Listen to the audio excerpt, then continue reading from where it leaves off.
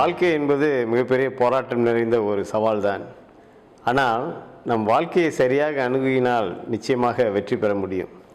என்னுடைய வாழ்க்கை என்று எடுத்துக்கொண்டால் இது ஒரு மிக போராட்டமான ஒரு வாழ்க்கை என்று தான் நான் சொல்ல வேண்டும். காரணம், நான் பிறந்து வளர்ந்தது தோட்டப்புறத்தில். மலாக்கா மாநிலத்திலே புக்கிடாசகான் பக்கத்தில் இருக்கக்கூடிய ஓசைங்சான் என்ற ஒரு சீனியர் தோட்டத்தில் தான் நான் பிறந்து வளர்ந்தேன். என்னுடைய பெற்றோர் அந்த தோட்டத்திலே வேலை செய்தனர். தந்தை ஒரு கங்காணியாக இருந்தார். அம்மா பால் மரம் சீவும் ஒரு தொழிலாக இருந்தார்கள்.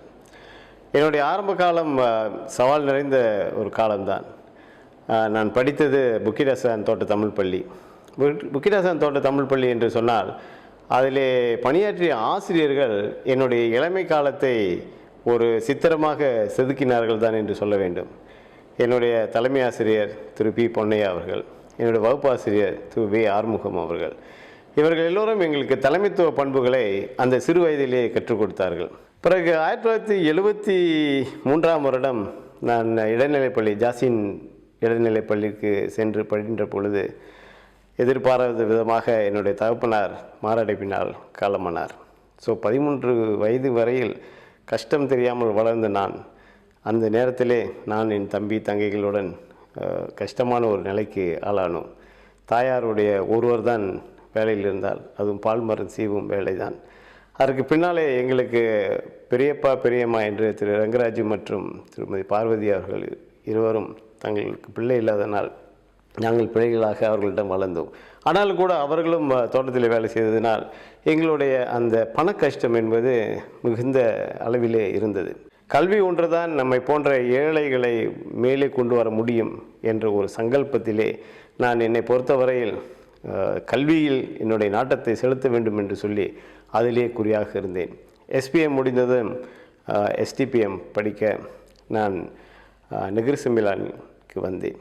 அங்கு நெகிர் மாநில மாயிகா கல்விக்குழு எங்களை திரு ஆறு நாகப்பன் அவர்களுடைய தலைமையிலே ஒரு குழு அமைந்து கிங் ஜார்ஜ் பள்ளியிலே எங்களுக்கு பயில வாய்ப்பு ஏற்படுத்தி நாங்கள் எங்களுடைய எஸ்டிபிஎம் பரீட்சை செய்தோம். அதிலும் நல்ல முறையில் வெற்றி பெற்று மலாயா பல்கலைக்கழகத்திற்கு 1981இல் வந்தேன்.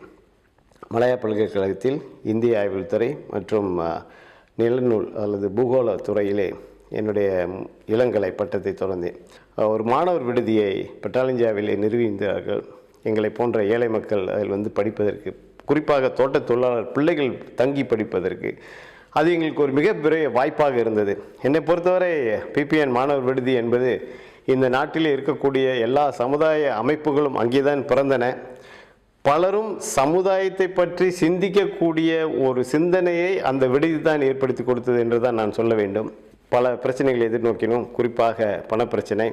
முதல் ஆண்டு எந்த விதமான ஸ்காலர்ஷிப் எதுவுமே இல்லை. பரீட்சை எழுத வேண்டும். பரீட்சைக்கு நாள் நெருங்கிவிட்டது. பணம் கட்ட இயலவில்லை. அப்பொழுது மாண்புமிகு டத்தோஸ்ரீ உத்தாமா சாமியுல் அவர்கள் அந்த வருடம்தான் அமைச்சராக வந்திருந்தார். அவரிடம் சென்று உதவி கேட்க வேண்டும் என்ற ஒரு எண்ணம். ஆனால் அதிலும் ஒரு சிக்கல் இருந்தது. என்னன்னு சொன்னால், மலாயா பல்கலைக்கழகம் வருடம் கலை இரவு நடத்துவோம். அந்த கலை இரவிலே ஒரு நாடகம், அந்த நாடகத்திலே எங்கே தீர்ப்பு என்ற ஒரு நாடகம், அதிலே நான் அரசியல்வாதி வேடம் போட்டிருந்தேன். டத்துஸ்ரீ சாமியுல் அவர்கள் அந்த நாடகத்திற்கு, அதாவது அந்த கலையரவுக்கு தலைமை தாங்கினார்கள். எவ்வளவுக்கு எவ்வளவு பல்கலைக்கழக மாணவர்கள் அரசியல்வாதிகளையும் அரசியலையும் குறை சொல்ல முடியுமோ அந்த அளவுக்கு நாங்கள் அதை செய்தோம். அதற்கு பிறகு எப்படி அவரிடம் சென்று கேட்பது என்ற ஒரு நிலை இருந்தது. ஆனாலும் துணிந்து வேறு வழி இல்லாமல் சென்று பார்த்தோம். அவருக்கும் அந்த ஏழையின் வழி தெரியும், அந்த ஏழ்மையின் வழி தெரியும். அந்த அடிப்படையில் எங்களுடைய கதையை கேட்டால் நான் இன்னொரு நண்பரும் சென்றிருந்தோம். 2 பேரிடம் ஒரு சின்ன சிட்டையை கொடுத்து, உங்களுக்கு எவ்வளோ வேண்டும் எழுதுங்கள் என்று சொன்னார். நாங்கள் எழுதினோம்.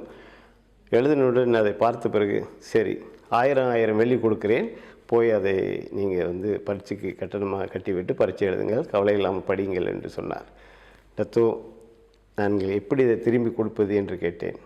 அவர் சொன்னார், நீ நல்ல நிலையில் இருக்கும் பொழுது நீ ஒரு 10 பேருக்கு உதவி செய் என்று சொன்னார். அதை என்னுடைய முக்கியமான ஒரு நோக்கமாக என் வாழ்க்கையில் எடுத்துக்கொண்டேன். அதற்கு பிறகு இந்த சமுதாய சேவையில் என்னுடைய கவனம் திரும்பியது இந்த ஒரு வார்த்தையின் மூலமாகத்தான்.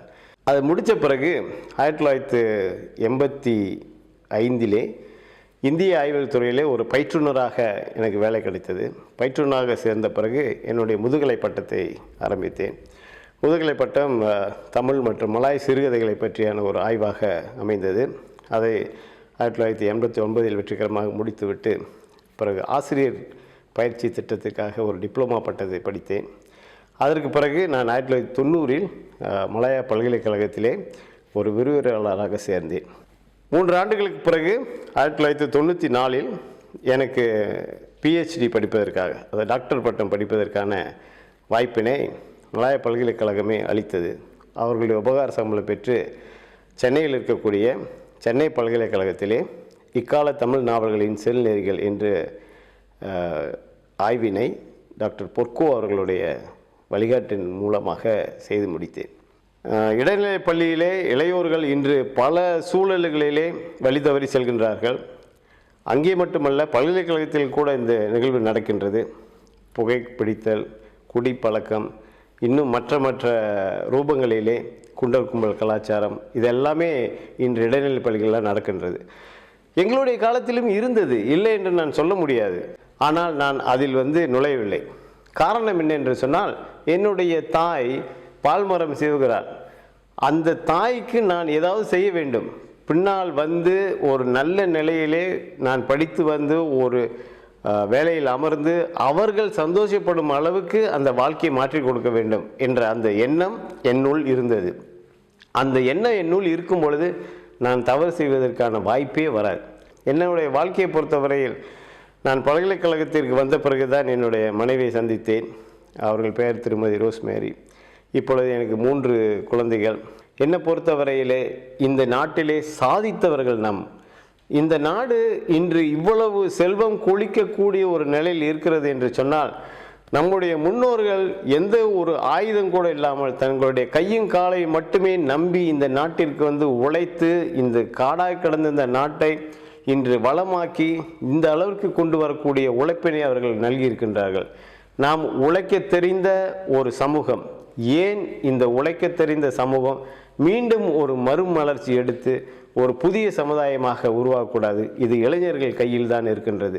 நம்முடைய இளைஞர்களை நான் கேட்டுக்கொள்வதெல்லாம், ஒன்று தொழில் திறனில் உங்களுடைய அந்த அக்கறையை செலுத்துங்கள், அல்லது கணினித்துறையில் உங்களுடைய அக்கறையை செலுத்தி இந்த நாட்டிலே ஒரு பலமான சமுதாயம் மாற உதவி செய்யுங்கள். நன்றி. நாளை நமது சேனல் என்பது நமது சமுதாயத்தின் நாடி நரம்புகளை தொட்டு பார்க்க ஒரு சேனலாக இருக்கின்றது. இளையோர்கள் முன்னேற வேண்டும், இந்த சமுதாயம் முன்னேற வேண்டும் என்ற அவர்களுடைய நோக்கத்தை இந்த சமுதாயத்திற்கு கொண்டு செல்ல வேண்டும் என்றால் நீங்கள் எல்லோரும் இந்த சேனலை பார்க்க வேண்டும். பார்த்து உங்களுடைய கருத்துக்களை கூறுங்கள். அதே நேரத்தில் மற்றவர்களிடம் இந்த கருத்துக்களை பகிர்ந்து கொள்ளுங்கள். நன்றி.